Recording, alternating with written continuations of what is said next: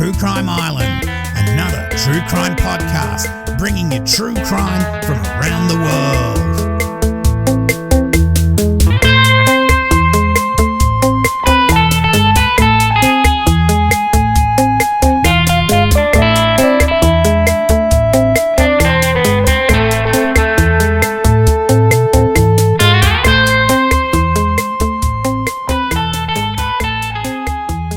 We go back over 50 years to when there was another corona taking lives. Hi, I'm your host Cambo. Grab that beer, pull up a deck chair. This is True Crime Island, another true crime podcast. So hi Islanders. Well, the world is gripped in a panic at the moment over this coronavirus or COVID-19. So I thought, why not do a case about another deadly corona? No, not the Toyota Corona. This is Juan Corona, serial killer. But first, I'm back from Thailand. I'm currently undergoing 14 days mandatory isolation, which is like prison, but without the free food. But then again, I don't have to worry about dropping the soap.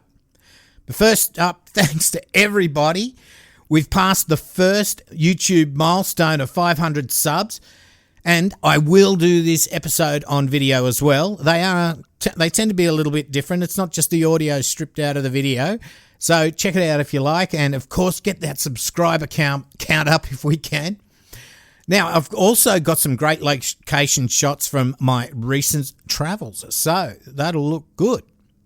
Tonight, I'll be referencing the Sacramento Bee, the San Francisco Examiner, New York Times, the Miami News, the Battleboro Reformer, the Idaho State Journal, the Deviation Diaries blogspot.com, court records, and it's a little bit cross-referenced with a piece I found online called Juan Corona, the Machete Murderer, information researched and summarised by Tammy Bogner, Holly Brickey, Melissa Bowles, Doug Crowder, and they're from the Department of Psychology at Radford University. G'day, everybody out at Radford University. So tonight we go to Feather River in Sutter County. I think it's Sutter County. I don't think it's Sutter County, California, and the year is 1971.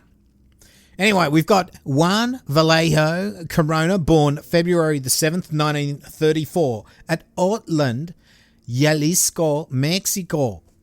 He was a solid, dark-haired, dark-eyed man with heavy brows. He was about 5'11" and rugged at 200 pounds or somewhere around 100 kilos. He could hardly speak any English, not that many would know, as he rarely spoke to anyone in town.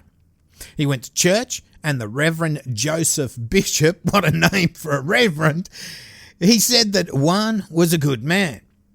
Now, we really don't know much more about Juan Corona other than he had 8 brothers and a mother named Candida. Now, that's nearly 2 6-packs of Corona. Juan Corona illegally crossed the border into the USA from Guadalajara, Mexico, when he was 15 in 1949. He stayed in the El Centro area in Southern California to work on a farm. Now, this is in 1949, aged just on 15, 16. In 1951, he moved to Sacramento and worked as a member of the construction crew which built Folsom Dam. One of his older brothers, Natividad, well, he was a half-brother, was already living in the US at Marysville near Yuba City after immigrating in 1944 because of the labour shortage in World War II. In 1953, Natividad suggested Juan move into the area and work on the local ranches. Juan did this, and he would meet and marry his first wife, Gabriela Hermosillo, in October 1953. I'll get this out. Now, Juan had a quick temper and could be set off quite easily. In fact, when he would get into a rage at home, they would need to take ropes, tie him down until he chilled out. So that's a bit weird. It was stated in court records that he had fits of temper, that he had beaten his wife, and that he had little use for white transient labourers, which we'll get to later. In 1955, there was a huge flood in the area and it overcame the West Levee, killing 74 people.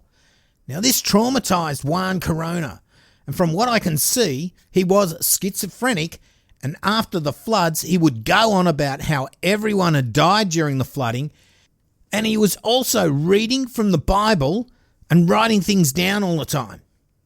He moved to Live Oak in 1956 and became a farm labour contractor. His brother Natividad was worried about him and got him committed to the Jewett State Hospital at Auburn, and he was aged around 22. He was diagnosed as being confused, disoriented, and suffering from delusions and hallucinations. Here they would perform shock treatment on Juan, and in April of 1956 they discharged him as being cured. He then got deported. A mutual friend would introduce Juan Corona to his eventual second wife, Gloria Moreno. Gloria was born in Mexico in 1935. She became a legal secretary and worked for the father of Mexican President Luis Echeverria Alvarez in the Palace of Justice in Guadalajara. She immigrated with her family to the Live Oak area north of Yuba City in 1957. Now, Juan, he marries his second wife, Gloria Moreno, in Our Lady of Guadalupe Church in Live Oak on July the 4th, 1959, and they would end up having 4 daughters. Juan made his way back to the USA in 1962, this time with a green card. Okay, now there's some conflicting stories out there with conflicting timelines and locations. Now, I've gone with what made the most sense, as this part, his previous life, isn't all that important. Now, Juan and his brothers, Natividad, Felix, and Pedro, they all started in the fields but progressed to become labour contractors, recruiting workers for the growers, taking 10 to 15% of their pay, and they'd also sold them food. In March 1970, Corona was again admitted to Jewett State Hospital for treatment. Now we get to 1971. Now this is where things get a little crazy. After the spring rains in 1971 started early and lingered later than usual, the work in the field slowed up. This, of course, caused problems not only for the labourers, but for those that made their living contracting them out as Juan Corona did. Also, mechanisation had replaced most of the tomato harvesting staff required, and mechanical peach pickers were being introduced. The Sullivan Ranch, where Juan supplied labour, had also bought one of these peach pickers, replacing 40 to 45 men that had previously worked there. Now, earlier in the year, Juan Corona had applied for welfare at the Sutter County office, but was turned down because he had more than $600 in assets. So, if he was in financial strife at the start of the year, the weather and the mechanisation of agricultural harvesting really put a strain on Juan Corona's mental state. On May the 4th, 1971, Marysville police stop and question Juan about the missing Sigrid, or Pete, Byerman, a homeless guy that had been last seen by his friend Roy DeLong getting into Juan's van. Juan denied any knowledge of his whereabouts. DeLong was quoted as stating, "That's the last time I ever saw that guy, Pete. He was one of the best guys I ever knew." On May the 19th, 1971, at 10 a.m, a farmer, Goro Kakahiro, noticed a freshly dug hole about 2 feet deep and 6 feet long, but didn't think too much about it until 6 p.m. in the afternoon when he saw it filled in. He called police to come and have a look, as he thought it may have been stolen property buried there. When the sheriff came out and started digging, they found a toe. The body would be identified as Kenneth Whitaker, 40, from San Francisco. Whitaker had been dead probably less than 24 hours. On Tuesday the 25th of May, at the Jack Sullivan Ranch, about half a mile or a kilometre up the road from the first burial site, a farm worker noticed a mound in the field while riding the tractor. He thought it looked like a grave and called the sheriff, and yep, it was a grave, but that's not all. They would find 4 more graves close together, about 3/4 of a mile up the road, and 3 other bodies buried in the opposite direction. At 4 o'clock in the morning of May the 26th, 1971, police went to Corona's 3-bedroom home in 768 Richland Road, Yuba City, with a warrant for his arrest. They'd found store receipts in a couple of the graves with Juan Corona's name on them. One was a receipt for $25.63 from a produce and meat firm, Del Perro Brothers, made out to Juan, and this was found in the grave of John Doe number 3. When they entered the house, they woke up Martha, the 10-year-old daughter of Juan and Gloria, to translate the warrant. She was terrified as 2 police pointed rifles at Juan's head as he kneeled down handcuffed. She read out how certain men had been murdered, their bodies buried in fruit orchards, and they were here to arrest the murderer, Juan Corona. Initially, he would be charged with 9 counts of murder, but further searches of the surrounding area would turn up 25 bodies in total. 2 other bodies would be buried with a bank slip in the name of Juan Corona. I mean, fuck's sake. All these murders occurred between the 1st of February 1971 and May the 19th, 1971. That's just 4 months. Now, a bit from some court records, and as I always say, I will just edit these for flow. Of all 25 victims, all but one had incurred 1 or more chop type or hacking type injuries to the head. The chop wounds were of 2 kinds: slashing wounds inflicted probably with a light weapon such as a knife, and severe chop wounds caused by a heavy instrument such as a bolo machete. The latter wounds typically appeared in a horizontal direction covering the face, head and ear, and were inflicted with a force of such magnitude that they cut the bone and severed the upper and lower parts of the skull.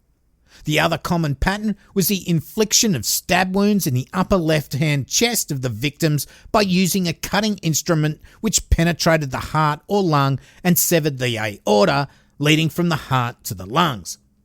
The common modus operandi was further bolstered by the circumstances that the victims were buried in the same general area in a manner which was likewise similar, if not identical. Almost without exception, each of the victims was lying on his back with his hands over the head, chest or stomach, and his shirt or other clothes pulled over the head. Moreover, in at least 7 graves, the underwear of the victims was pulled off or removed, exposing the penis and genital area, giving rise to the inference that the crimes may have been sexually motivated and that the perpetrator may have been a homosexual. Because of the salient likeness of the injuries inflicted, the instrument used and the mode of burial, there was consensus on the part of all concerned that all the crimes charged were committed by the same person or persons. Autopsies revealed that all the victims had empty stomachs. Now maybe, I reckon this is because they were held for a while before being raped and killed. None of the victims had been reported missing, as they were all transient workers or lived on Skid Row. Now this did make initial identification of the bodies difficult, with 4 of the 24 victims remaining unidentified. A search of Juan Corona's house uncovered a bolo machete, a 2.5 wooden club, now I'm assuming that's a 2.5 golf club, wooden club, with possible bloodstains on it, a post-hole digger with mud and hair on it, 2 ledger books. Now, these ledger books apparently contained the names of 34 alleged victims, the dates on which they were presumed murdered, and designations of the burial sites. So they discovered 24 bodies, but there may have been a lot more. Evidence in the form of a plaster cast taken from tyre impressions found at the Whitaker's grave showed that the tracks were made by the same kind of tyres that were on Corona's van. In the 25th grave, the burial ground of Joseph Maxack, the police discovered a number of sundry items. Now that was a candle holder, pieces of a broken mirror, and a child's sock. Now these apparently all belonged to Corona. And more importantly, 2 Bank of America deposit slips, Now, printed on the slips was Juan V. Corona, 768, Richland Road, Yuba City, California. In the kitchen of the labour house at the Sullivan Farm, there was a glass candle holder sitting in the sink. It was 8 or 10 inches tall and about 2 or 3 inches in diameter. The candle holder was made of red, green and yellow coloured glass, and there was writing on it in Spanish. The broken pieces of the glass candle holder found in the 25th grave bore great similarity to the candle holder seized in the mess hall.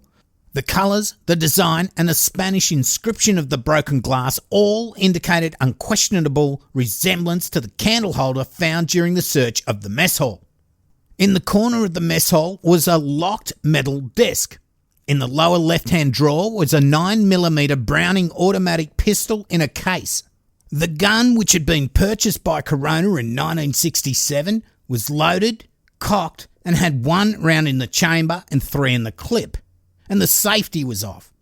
The searching officer removed the clip and ejected the shell from the chamber. It's worthy to note that the 11th victim, William Camp, was shot in the head with a pistol.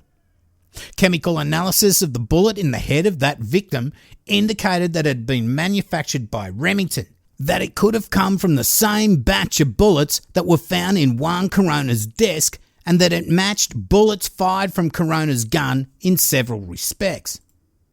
In the drawer with the gun was a long knife with a silver and black laminated handle. The knife was in a sheath, and on one side of the knife blade were the words Tennessee toothpick. There appeared to be coagulated blood on the knife near the guard. A hunting knife in a leather sheath was found on the top shelf of some storage shelves along the west wall of the mess hall kitchen, wrapped in a Spanish magazine. The handle appeared to be laminated leather.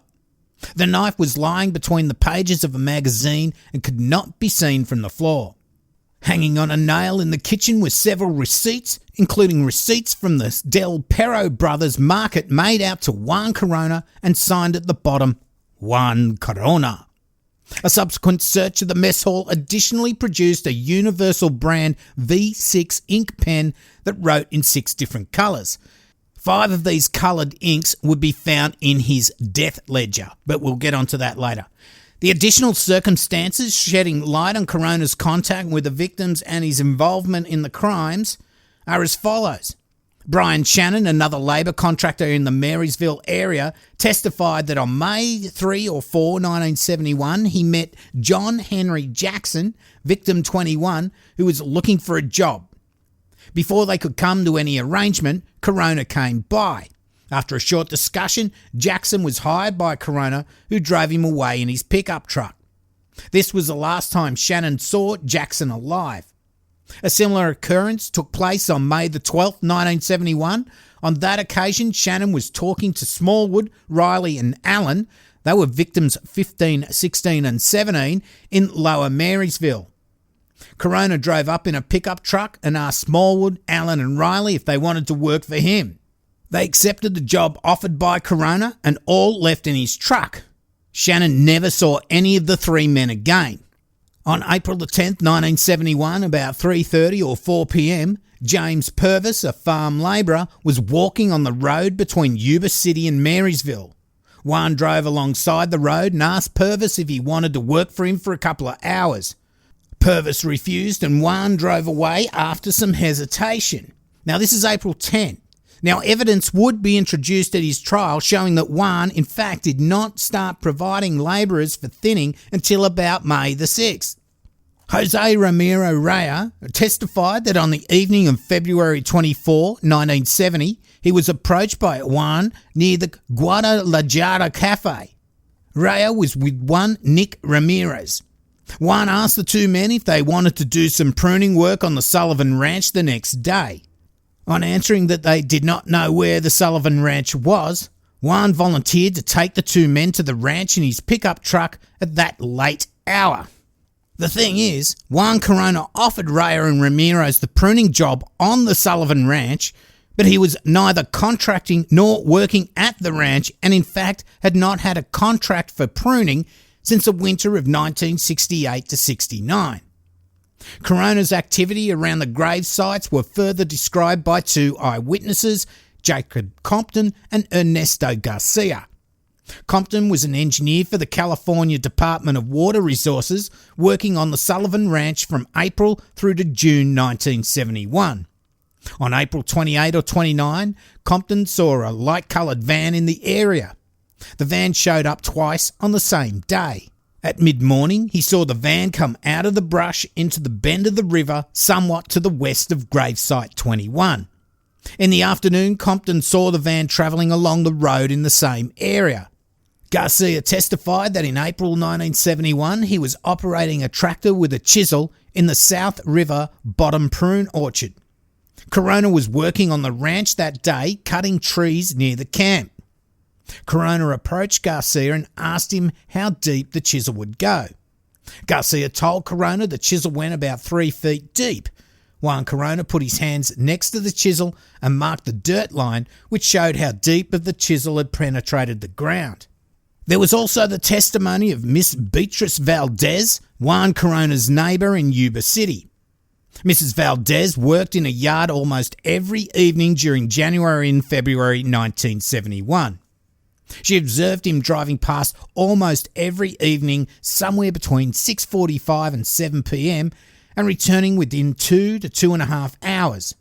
Juan did not always use the same vehicle. Sometimes he drove the Impala, sometimes the van or the pickup. On returning, he usually washed his vehicle. Now, however, as Miss Valdez often noticed, the job done by him was not complete. Instead of washing the car in full, he frequently did no more than hose out the inside of the vehicles. So pretty much Juan Corona was fucked. He tried to defend himself by saying he wasn't the killer, but it was his brother Natividad. Now this is where his defence here gets some credence, because on the 25th of February 1970 at the Guadalajara Tavern in South Maryville Skid Road, which by the way was owned or operated by Natividad Corona, Juan Jose Raya was attacked in the restroom. Now, from what I can see, Natividad came onto Raya and his affections were rebuffed. Affection, erection, I don't know. Anyway, Raya would be found in a pool of blood, hacked about the face by a machete. His lips were cut off and his brain was leaking out. But Raya survived and testified in a civil suit that Natividad, whom he described as a homosexual, had made advances to him. The police report said Natividad was a queer, and if someone talking to Juan Corona about this subject, directed at his brother or not, Juan would go into one of his fits of temper. Now at first Juan said he was in Mexico at the time of the attack, but later admitted he was at the cafe that night. So Raya was awarded $250,000 against Natividad. So either Natividad attacked Raya or he took the heat for his brother Juan. Anyway, Natividad transferred all his property to his family and took off back to Mexico, and Raya was never able to claim the money. So, we've got this asshole, Juan Corona. He has a hot temper, he bashes his wife, he has big issues with gay people, and he's in a bit of financial situation because of the weather and the mechanisation of the agricultural activities in the area. He's then turned down for welfare, and he has a history of mental illness, and he's had shock treatment, which I can only imagine would be terrifying. This treatment was because he was delusional and hallucinating. He then goes on to pick up potential workers, and it looks like he goes on to rape some of them, mutilates them all, but they all end up dead. It would take a jury 45 hours to find him guilty on 25 counts of first-degree murder. In fact, this was so well covered by the media that they held the trial 60 miles away or so, which is about 95 kilometres, in Fairfield, California, because it would have been too difficult to get a jury selected in Yuba. The judge, Richard Patton, sentenced Corona to 25 terms of life imprisonment to run consecutively without the possibility of parole. In January 1974, Gloria divorced Juan. Yay! Juan did get a second trial in 1978, but basically there was no change at all in the outcome.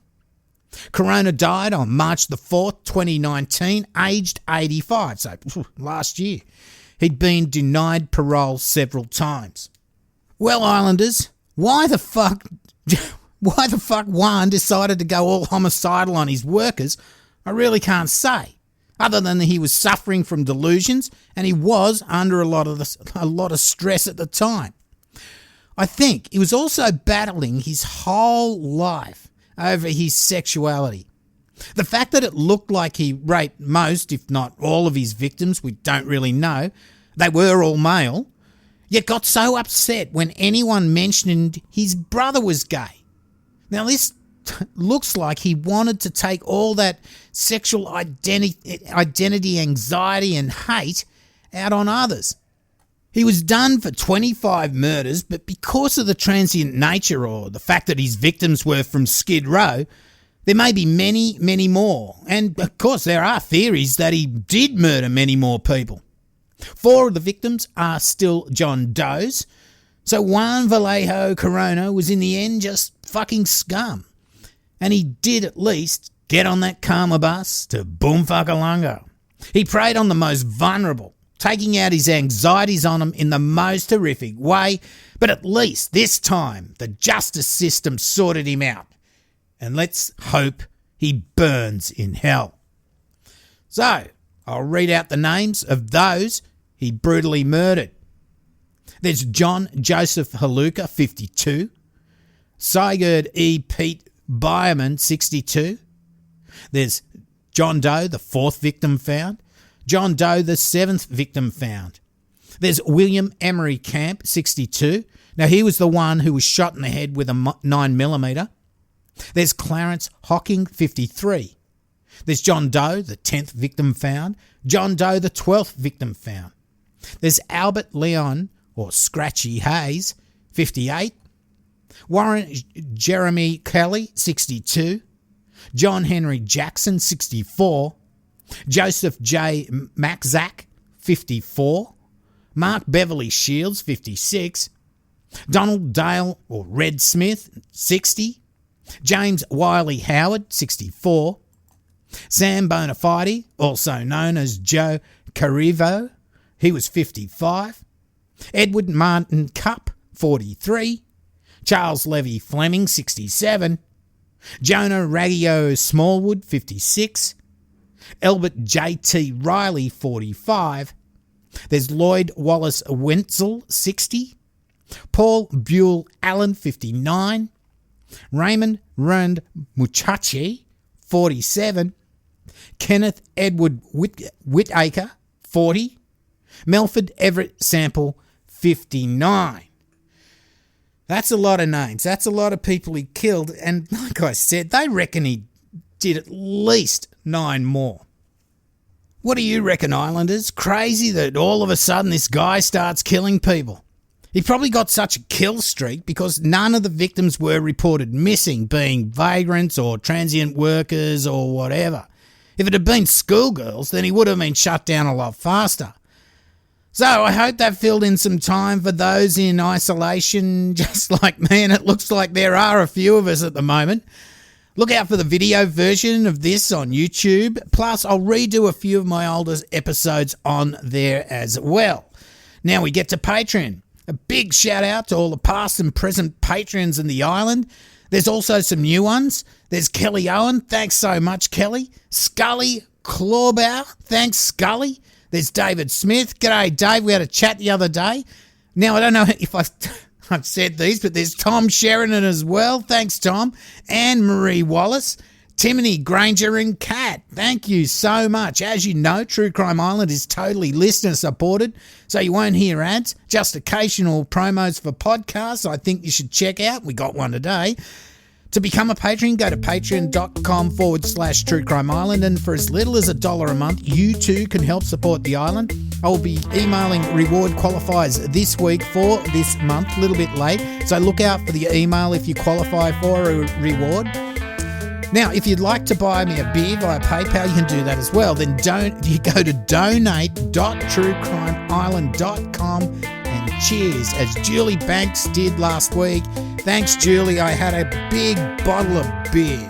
If anyone finds they need to pause their Patreon for whatever reason because of these uncertain times we're in at the moment, look, just go ahead, please. There's no hard feelings at all. I don't want anyone overstretching. The island will still be here each week, or most weeks. I sometimes have to miss a week, especially when you're getting married.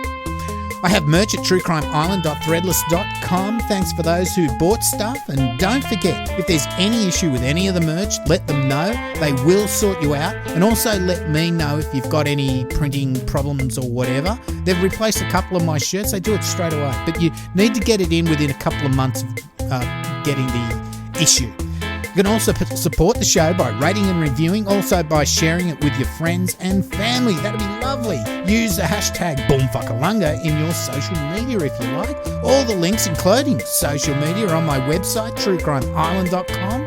Best to email me if you want to have a chat. Don't forget, of course, there's the YouTube channel as well.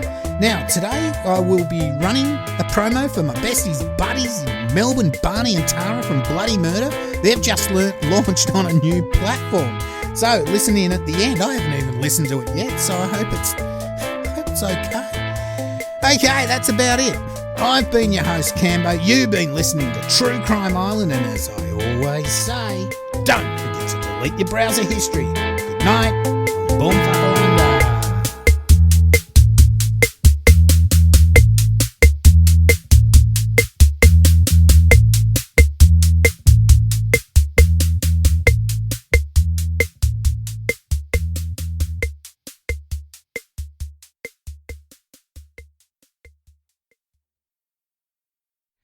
Is listening to true crime podcasts all the time getting you down, but you just can't stop? Try listening to Bloody Murder. We're an Australian comedy true crime podcast focusing on some of the lesser-known murder cases from Australia and around the globe.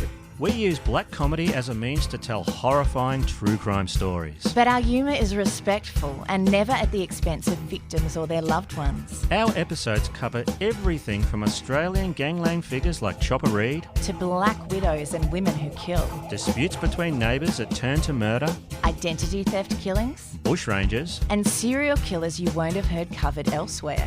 We get straight into the case with no banter or chit-chat beforehand. That's because the podcast is about true crime, not what we had for lunch. Our fresh, well-researched episodes are released every Monday. Bloody Murder has been nominated for 4 Australian Podcast Awards. We've been going for over 3 years now. So we have loads of episodes for you to binge. You can listen to Bloody Murder on Spotify and any of your favourite podcatchers.